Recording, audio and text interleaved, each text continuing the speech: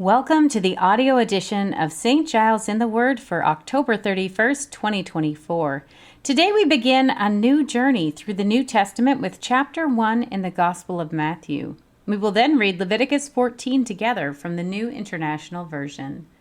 We begin today in Matthew. This is the genealogy of Jesus the Messiah, the son of David, the son of Abraham. Abraham was the father of Isaac, Isaac the father of Jacob, Jacob the father of Judah and his brothers, Judah the father of Perez and Zerah, whose mother was Tamar, Perez the father of Hezron, Hezron the father of Ram, Ram the father of Amminadab, Amminadab the father of Nahshon, Nahshon the father of Salmon, Salmon the father of Boaz, whose mother was Rahab, Boaz the father of Obed, whose mother was Ruth, Obed the father of Jesse, and Jesse the father of King David. David was the father of Solomon, whose mother had been Uriah's wife. Solomon the father of Rehoboam, Rehoboam the father of Abijah, Abijah the father of Asa, Asa the father of Jehoshaphat, Jehoshaphat the father of Joram, Joram the father of Uzziah, Uzziah the father of Jotham, Jotham the father of Ahaz, Ahaz the father of Hezekiah, Hezekiah the father of Manasseh, Manasseh the father of Amon, Amon the father of Josiah, and Josiah the father of Jeconiah and his brothers at the time of the exile to Babylon. After the exile to Babylon, Jeconiah was the father of Shealtiel, Shealtiel the father of Zerubbabel, Zerubbabel the father of Abihud, Abihud the father of Eliakim, Eliakim the father of Azor, Azor the father of Zadok, Zadok the father of Achim, Achim the father of Elihud, Elihud the father of Eleazar, Eleazar the father of Mathan, Mathan the father of Jacob, and Jacob the father of Joseph, the husband of Mary. And Mary was the mother of Jesus, who is called the Messiah.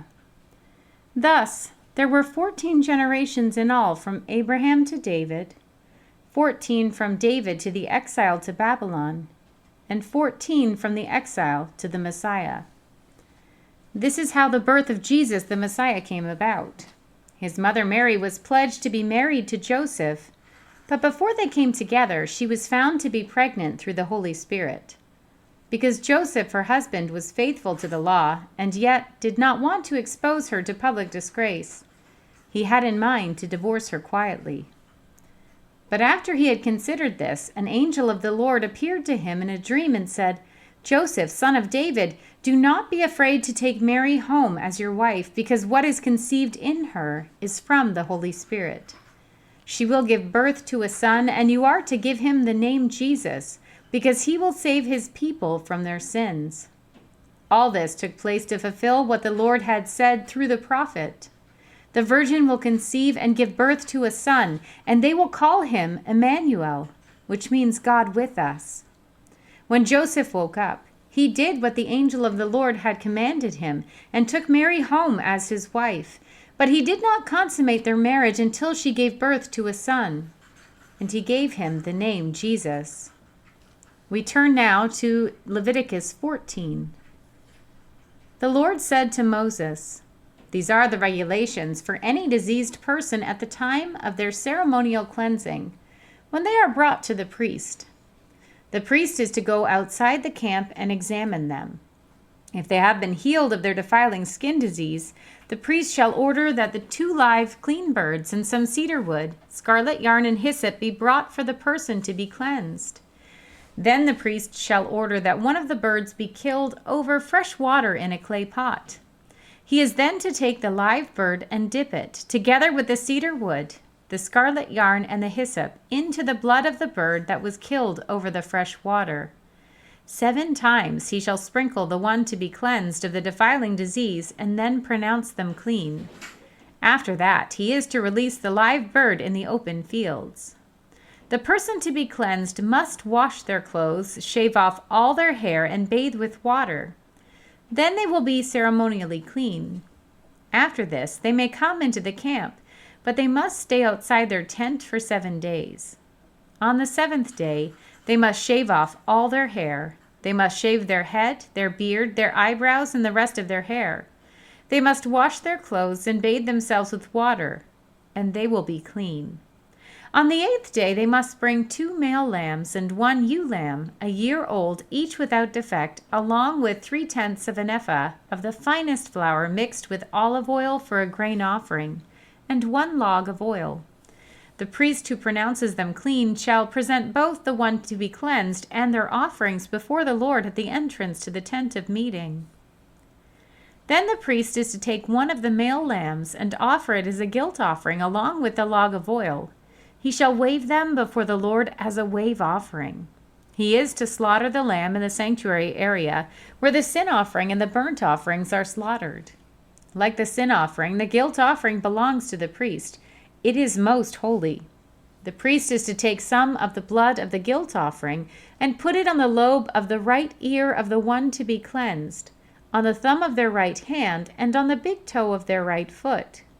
The priest shall then take some of the log of oil, pour it in the palm of his own left hand, dip his right forefinger into the oil in his palm, and with his finger sprinkle some of it before the Lord 7 times. The priest is to put some of the oil remaining in his palm on the lobe of the right ear of the one to be cleansed, on the thumb of their right hand, and on the big toe of their right foot, on top of the blood of the guilt offering. The rest of the oil in his palm the priest shall put on the head of the one to be cleansed, and make atonement for them before the Lord. Then the priest is to sacrifice the sin offering and make atonement for the one to be cleansed from their uncleanness. After that, the priest shall slaughter the burnt offering and offer it on the altar together with the grain offering and make atonement for them, and they will be clean.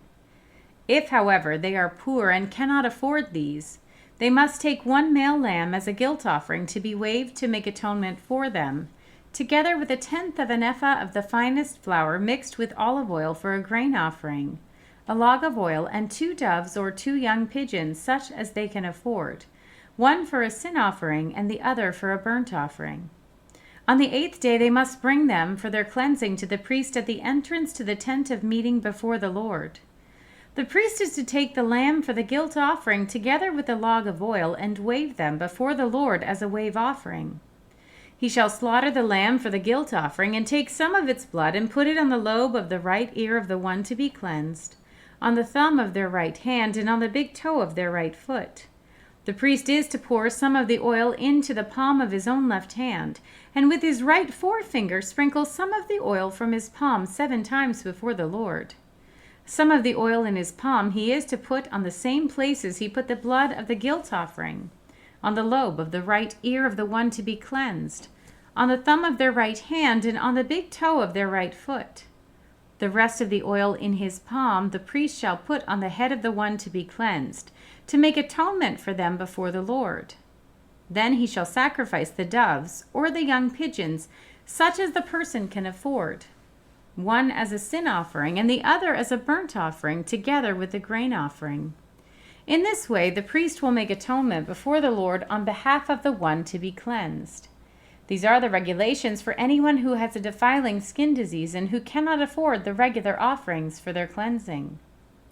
The Lord said to Moses and Aaron, "When you enter the land of Canaan, which I am giving you as your possession, and I put a spreading mold in a house in that land, the owner of the house must go and tell the priest, 'I have seen something that looks like a defiling mold in my house.' The priest is to order the house to be emptied before he goes in to examine the mold, so that nothing in the house will be pronounced unclean. After this, the priest is to go in and inspect the house. He is to examine the mold on the walls, and if it has a greenish or reddish depressions that appear to be deeper than the surface of the wall, the priest shall go out the doorway of the house and close it up for 7 days. On the 7th day the priest shall return to inspect the house. If the mold has spread on the walls, he is to order that the contaminated stones be torn out and thrown into an unclean place outside the town. He must have all the inside walls of the house scraped and the material that is scraped off dumped into an unclean place outside the town. Then they are to take other stones to replace these and take new clay and plaster the house. If the defiling mold appears in the house after the stones have been torn out and the house scraped and plastered, the priest is to go and examine it, and if the mold has spread in the house, it is a persistent defiling mold. The house is unclean. It must be torn down, its stones, timbers, and all the plaster, and taken out of the town to an unclean place. Anyone who goes into the house while it is closed up will be unclean till evening. Anyone who sleeps or eats in the house must wash their clothes. But if the priest comes to examine it and the mold has not spread after the house has been plastered, he shall pronounce the house clean, because the defiling mold is gone. To purify the house, he is to take 2 birds and some cedar wood, scarlet yarn, and hyssop. He shall kill one of the birds over fresh water in a clay pot. Then he is to take the cedar wood, the hyssop, the scarlet yarn, and the live bird. Dip them into the blood of the dead bird and the fresh water, and sprinkle the house 7 times.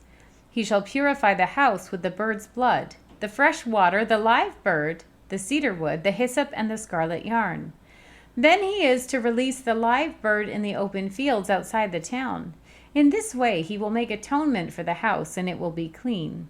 These are the regulations for any defiling skin disease, for a sore, for defiling molds in the fabric or in a house, and for a swelling, a rash, or a shiny spot, to determine when something is clean or unclean.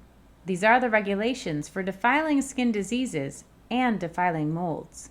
Here ends our reading for today.